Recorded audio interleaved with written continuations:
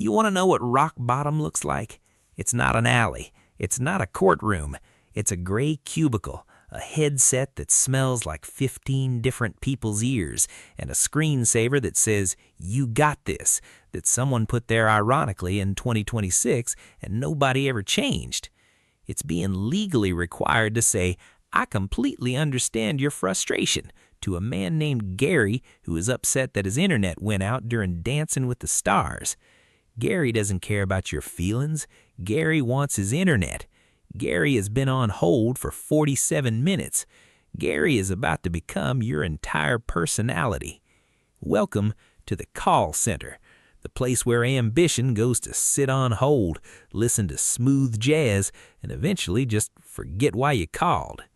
This is every level of that nightmare. Let's go. The trap is baited.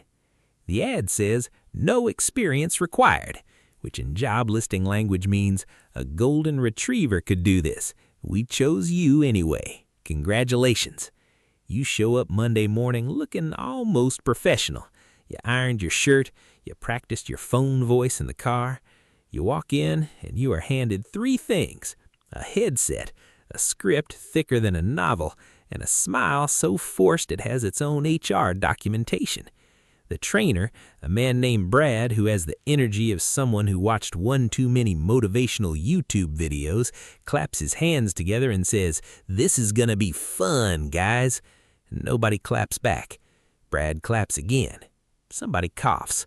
Brad powers through. He teaches you the script. He teaches you the flow chart. He teaches you that no matter what a customer says, and he means no matter what, you respond with warmth, empathy, and a total of exactly 0 human emotions. You practice with a partner. You pretend to be upset about a fake bill. Your partner, reading flatly from the card, says, "I hear that you're frustrated, and I want you to know that is completely valid." You both stare at each other. Something passes between you, an understanding. You are both going to suffer here. The phone rings on day one. You answer it. You use the voice. The customer hangs up mid-sentence. You sit there. Brad gives you a thumbs up from across the room. You give one back. It's the saddest thumbs up in human history. The grind is real and it is not cute. Week 2, you are now what the industry calls ramped up. What that means is training wheels off, cue on, and may God have mercy on your soul. The calls come in waves. No, not waves. Waves have brakes. This is more like a faucet that someone willed it open and also welded the handle off.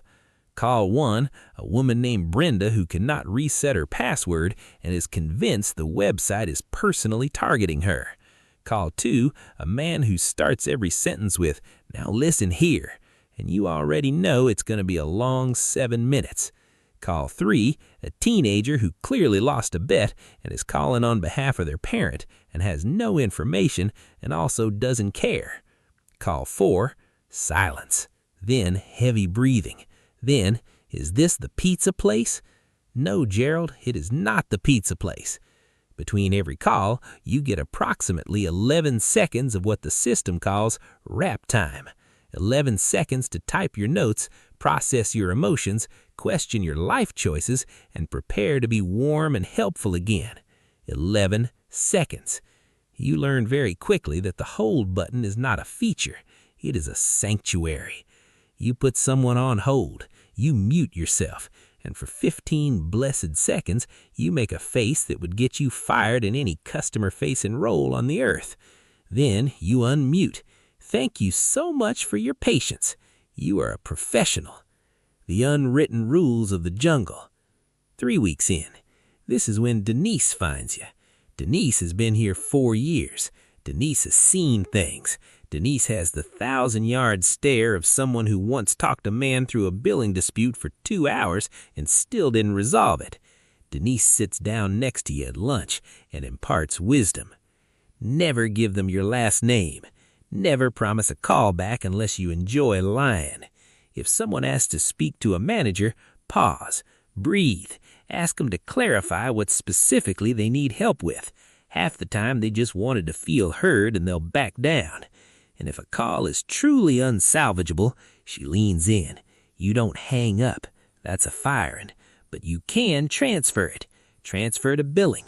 Transfer to tech. Transfer to the void. Doesn't matter. It's not your problem anymore. You absorb this like a sponge. You also learn what Denise calls the emotional reset. Between bad calls, and there will be bad calls, you don't actually feel better by thinking positive thoughts. You feel better by eating exactly one piece of chocolate from the drawer, staring at a fixed point on the wall for 10 seconds, and whispering, "It's just a job," under your breath like a prayer. Is it healthy? Absolutely not. Does it work? Well, Denise is still here after 4 years, so you do the math. The metrics and the madness. Month 2. Kevin, your supervisor, a man whose entire personality is a spreadsheet, calls you in. He has a printout. He lays it on the table like it's the Magna Carta. Your average handle time, 4 minutes, 38 seconds. The target, 4 minutes. He taps the number. He looks at you. He says nothing else. He just taps it again. You feel like you're being told off by a disappointed accountant. Kevin explains the tier system. Bronze, silver, gold. Each tier means a pay bump. Each tier also means that bump becomes the new minimum expectation. But Kevin skips past that part very quickly. You go back to your desk. You start cutting calls faster. Not rude, efficient. Surgically efficient. You learn the art of the preemptive wrap. Is there anything else I can help you with today? You are already typing the case closure before they finish saying, "Actually, yes." You hit 404, then 398. Kevin shakes your hand. His handshake is exactly as firm as a company policy requires. "Silver tier," he says, like he's knighting you. You get an email confirmation. You feel like a golden retriever that just learned a trick. You got a biscuit.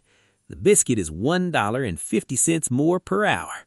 The biscuit does not cover therapy. The villain origin story begins. 3 months. You've changed. Not dramatically. Not in ways a movie would score with strings.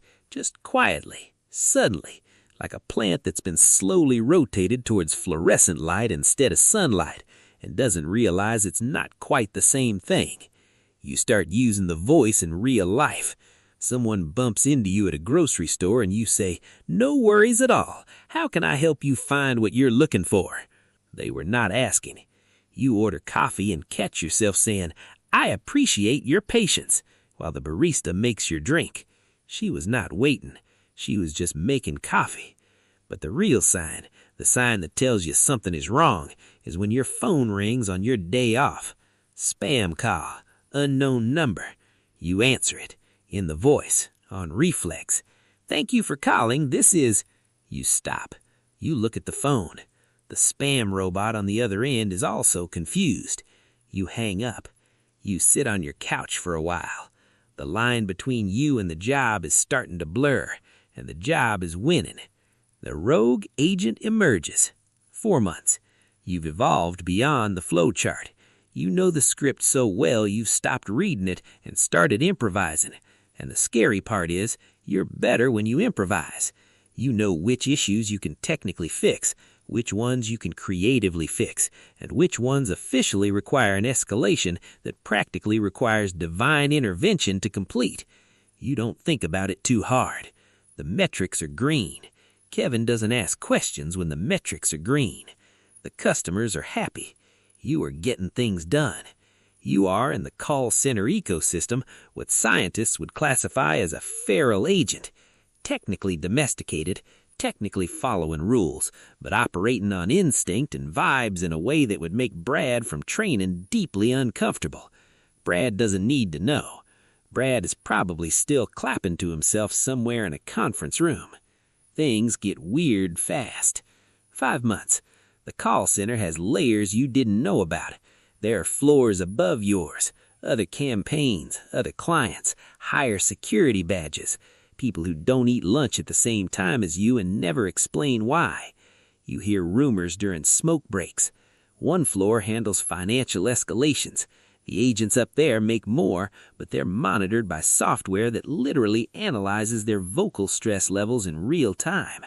The software can tell when you're lying. The software can tell when you're lying. You think about every fake, "I completely understand your frustration" you've ever delivered, and feel briefly retroactively terrified. There's also the night shift. You cover one once. Night shift is a parallel dimension. The overhead lights are dimmed. The supervisors are different, quieter, more haunted. The call volume drops, but every call that comes through at 2 a.m. has weight to it. You take a call at 2:17 a.m. from a man who just wants to understand why his late wife's account wasn't closed properly and he keeps getting her bills in the mail. You go off script. You stay on for 18 minutes. You actually help him. Your handle time tanks. Kevin emails you the next morning. You stare at the email. You do not reply for 3 hours. Rock Bottom has a break room. 6 months. You find the turnover document by accident. Someone sent it to the wrong printer and left it in the break room next to a bag of Flamin' Hot Cheetos and someone's passive-aggressive note about labeling your food. Annual turnover rate, 78%. 78%. You look up from the paper. You count the faces on the floor. You knew something was wrong. You didn't know it was statistically documented. The new people cycle in every few weeks. You watch them on their first day. The slightly hopeful, slightly nervous look. The ironed shirt. The practiced voice. You want to say something. You try to think of what you'd say. The hold button is your best friend. Don't eat anything from the third-floor vending machine. The screensaver that says "You got this" was put there ironically. The sticky note that says "Stay calm" was left by someone who did not, in fact, stay calm. You say nothing. You turn back to your monitor. New call incoming. The promotion that is actually a trap in a suit. 7 months. Kevin ascends, or transfers, or evaporates. The stories differ. Your new supervisor is Sandra. Sandra is efficient in the way that a machine is efficient. Not cold, just optimized. 2 weeks in, she calls you into the glass room. She offers you team lead. $2 more per hour, managing 8 agents, handling escalations, being the Kevin. You look at the job description. You look at Sandra. You say you'll think about it. You drive home doing math on your phone at red lights. $2 an hour is about $320 a month before taxes. $320 a month for being responsible for 8 other people's emotional stability, hit rates, and personal crises. That's $40 per person per month. That's not a promotion. That's a bulk discount on your soul. You take the job anyway. Rent is rent. Congratulations, you are now Kevin. 8 months. You are team lead. You are walking the floor with your hands behind your back. You have become Kevin. You try to do it differently. You try to be warmer, more human. You tell your pod, "I'm here for you guys. Come to me if you need anything." And they do come to you. Oh, they come to you. Marcus comes to you because he took an 11-minute call helping someone who was genuinely in distress, and now his metrics are flagged. You sit across from Marcus. You hear yourself explaining average handle time. You hear Kevin's words coming out of your mouth. You can actually feel your soul filling out a strongly worded resignation letter somewhere deep inside your chest. Marcus nods. He says he understands. He puts in his 2 weeks the following Friday. You eat lunch alone. You stare at the "You got this" screensaver. You think, did I though? Did I get this? The body keeps the score, and so does the spreadsheet. 9 months. Things you have said in the last 30 days that are not normal human phrases. I appreciate you bringing this to my attention. Let me go ahead and take a look at that for you. I completely understand, and I want to make sure we get this resolved today. Your call is very important to us. To a friend, about plans you canceled, on a personal phone call. Your body has adapted to the environment in a way that a nature documentary would find fascinating. You can eat a full meal in 4 minutes. You can identify a Karen caller within the first 8 words. You can hear a phone ring from a floor away and feel your left eye twitch. You have developed a superpower where you can look completely calm on the outside, while on the inside, a tiny version of you is standing on a chair screaming into a pillow. It's not a marketable skill, but it is genuinely impressive. The Great Escape and the Parking Lot Epiphany. 11 weeks, 3 days. Nothing dramatic happens. That's the thing nobody tells you about burning out. You expect a big moment, a final straw, a movie scene where someone says something terrible and you stand up and deliver a speech and walk out while everyone is watching. That's not what happens. What happens is a completely normal Tuesday. You log in, the queue loads, you look at the number of calls waiting, and you feel nothing. Not tired, not frustrated, not even that dark, specific hatred that had at least kept things interesting. Just nothing.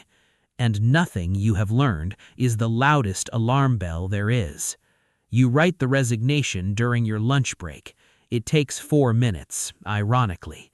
You thank them for the opportunity, which is technically true. The opportunity to become Kevin was one you will process for years. Sandra asks if there's anything they can do to keep you. You think about the 80% turnover paper next to the Flamin' Hot Cheetos. You think about Marcus. You think about the 2 a.m. man and his wife's bills. You think about Brad somewhere, still clapping. You say, "I think it's just time." She nods. She has heard this before. She will hear it again. On your last day, you take off the headset, set it on the desk like you're laying down a weapon, and you walk out through the glass doors. The outside air hits you. It's cold. It's real. It smells like literally anything other than burnt coffee. You stand in the parking lot. You don't feel victorious. You don't feel free. You feel like someone who just got off a very long, very weird flight and hasn't found their luggage.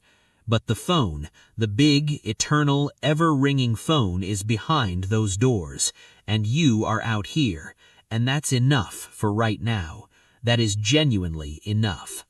You get in your car, you turn on the radio, and when your phone rings, your personal phone, real-life, actual human person calling you, you look at it for a second, and you answer it in your normal voice. Not the voice, your voice.